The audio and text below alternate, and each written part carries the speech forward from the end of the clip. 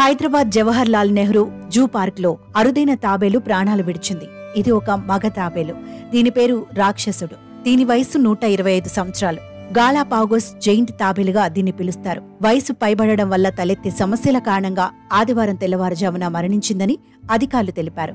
ఈ తాబేలు వయసు 125 కావడం వల్ల దీన్ని పురాతన జీవుల్లో ఒకటిగా పరిగణిస్తున్నారు. జూ ప్రారంభమైనప్పటి నుంచి ఈ తాబేలు తన తోటి తాబేలుతో కలిసి జీవిస్తోంది. ఈ భారీ తాబేలు నెహ్రూ జూ పార్కులో ప్రత్యేక ఆకర్షణగా ఉండేది. ఈ తాబేలు పబ్లిక్ గార్డెన్స్ నుంచి 1963వ సంవత్సరంలో జూకు మార్చారు. అప్పటి నుండి ఇది నెహ్రూ జూ పార్క్లోనే ఉంది. జూ పార్క్లోకి వెళ్లగానే మొదటగా కనిపించేది ఈ తాబేలు. ఇది చూసిన వారెవరైనా ఆశ్చర్యపోయేవారు.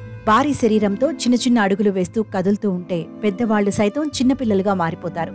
ఇప్పుడు ఈ భారీ తాబేలే ప్రాణాలు విడిచింది. ప్రాథమిక పోస్ట్ మార్టం నివేదికలో తాబేలు అవయవాలు వైఫల్యం చెందటం వల్ల చనిపోయిందని తేలింది. తదుపరి పరిశోధనల కోసం నమూనాలను veterinary biological and research institute, Rajendranagar veterinary కళాశాలకు పంపారు. ఈ తాబేలు మరణ వార్త విన్న జూ అధికారులతో పాటు గత కొన్నేళ్ల పాటు దానికి సేవలు చేసిన వారు భావోద్వేగానికి గురయ్యారు. గాలాపాగోస్ జైంట్ తాబేలు చెలోనోయిడిస్ జాతికి చెందిన చాలా పెద్ద తాబేలు. జాతులు 15 ఉపజాతులను కలిగి ఉంటాయి. ఇది అతిపెద్ద జీవజాతి తాబేలు. ఈ రకం తాబేళ్లు 417 కిలోల వరకు బరువు పెరుగుతాయి. వీటి జీవితకాలం 80 సంవత్సరాల నుంచి 150 ఏళ్ల వరకు ఉంటుంది.